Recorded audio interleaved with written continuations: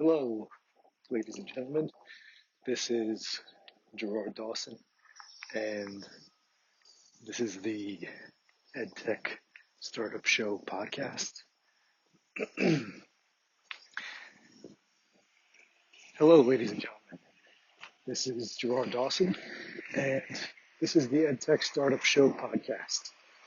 Today will be another episode that differs a little bit from the typical format, where I interview CEOs, founders, and other folks working on building innovation in education.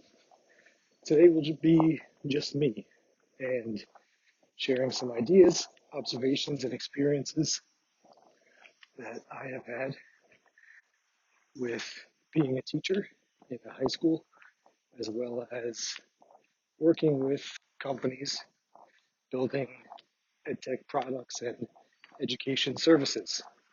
So the topic of today's episode is the simple formula for finding the next feature to build.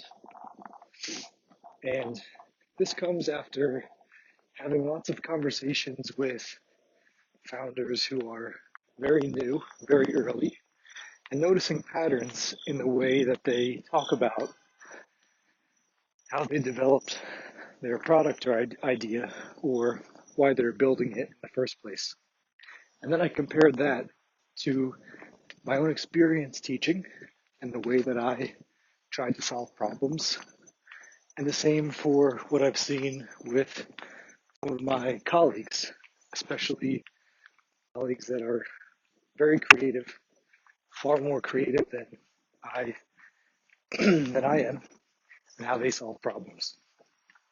So first, here are some of the things that people tell me about why they've decided to build their product or start their company. I'm really curious to see if you've heard these too in conversations. So if you have, please write to me via email, contact@gerarddawson.org, or send me a tweet at GerardDawson3, or message me on LinkedIn. So the first one is that people clearly have been successful in another industry, and the only reason they say is that they're looking to go into an industry where they make more of an impact. Yes, education is definitely an area to make more of an impact, but that alone is not a good starting point.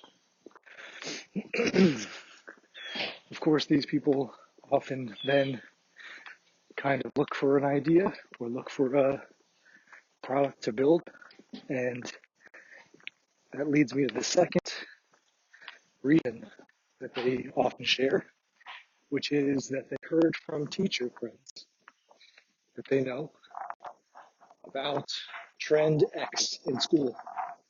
So they know that students are using mobile phones, or that they know that the Common Core standards rolled out, or they know that one teacher complained about something is lacking.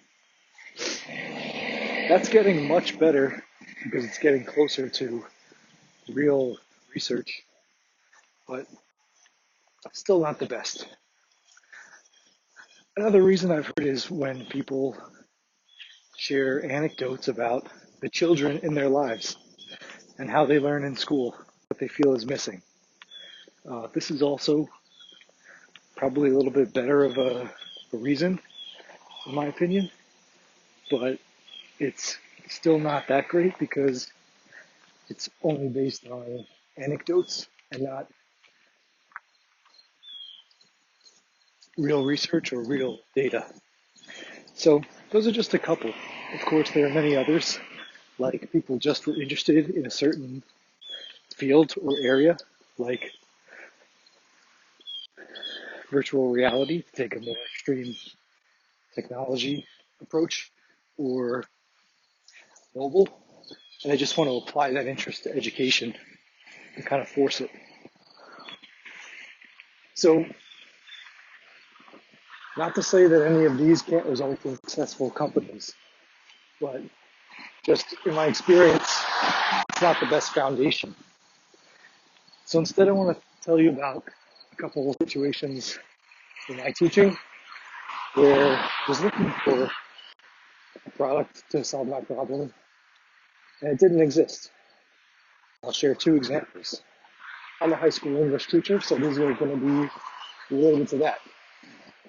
I quickly realized when I became a high school English teacher that the number one drain on my time, but also the number one investment on my time was looking at my students' work and responding to it.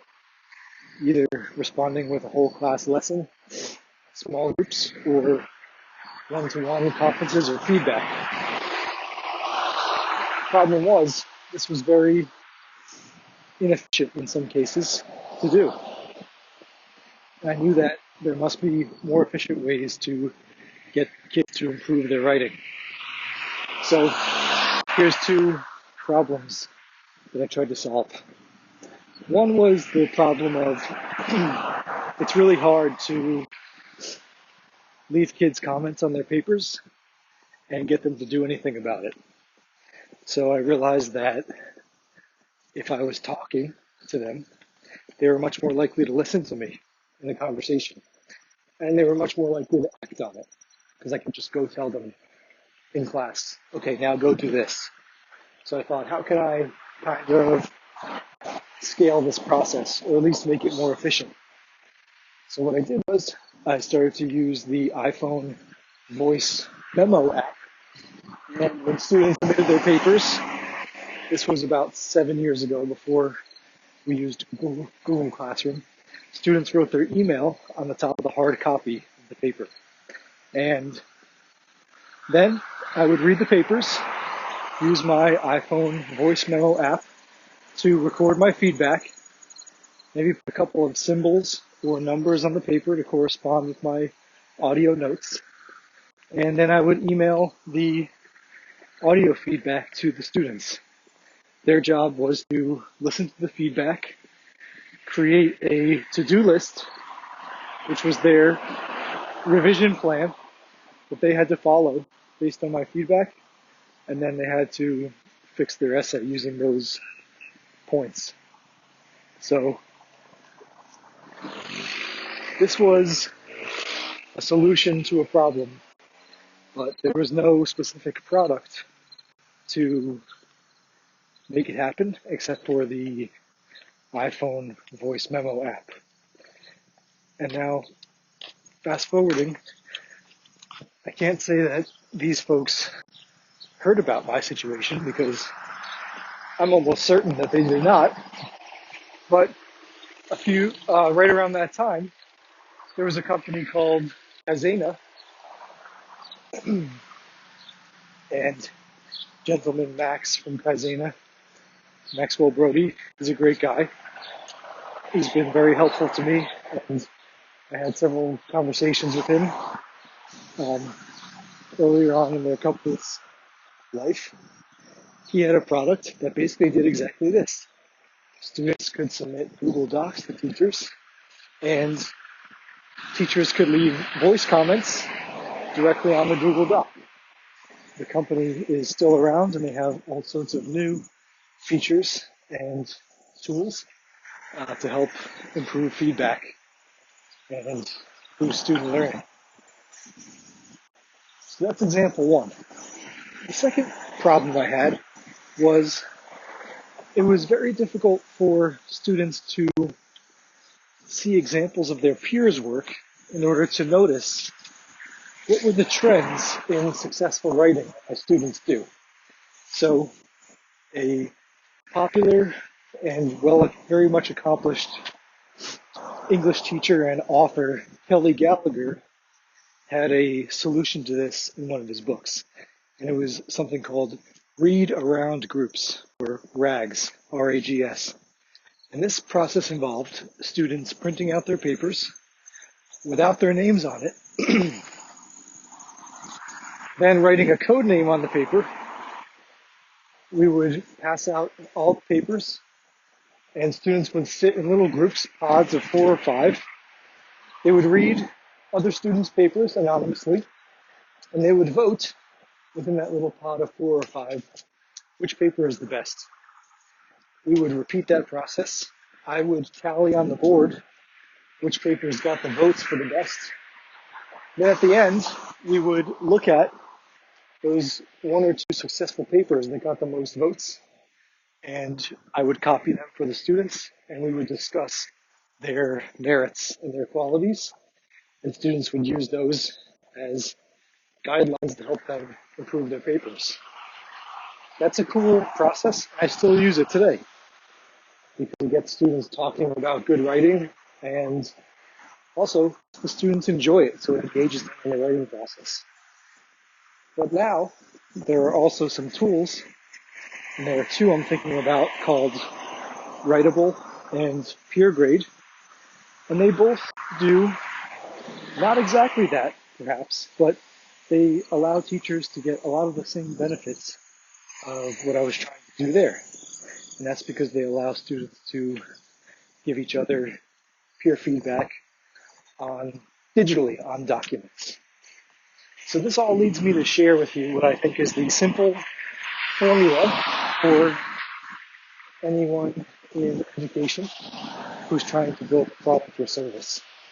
And that is, look for the hacked together solutions, the kind of creative alternatives that people are trying to do when they don't fully have the tools they need to solve the problem that they have.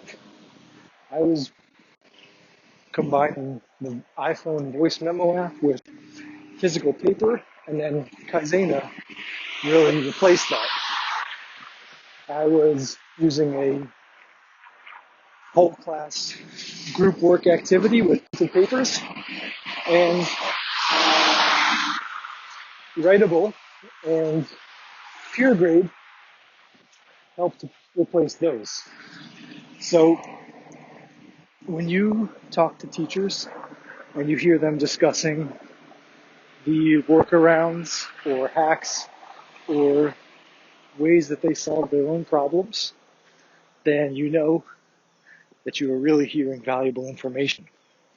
Because almost always those hacks and workarounds fall short in some way. And the great thing about digital technologies, cloud storage, mobile devices, etc., is that many of these technologies help to empower teachers to do things that they've been trying to do but have not been able to perfectly execute, or to execute as efficiently as they might like, because the tool didn't exist yet. So that is the simple formula for finding your next EdTech product feature. I'd love to hear your example of how you discovered what feature or product you were going to build, and especially if it relates to this formula that I'm sharing. So please send me your feedback, again, through an email to contact@gerarddawson.org, or on Twitter @GerardDawson3, or you could message me on LinkedIn too. All right, thanks very much. Have a good day.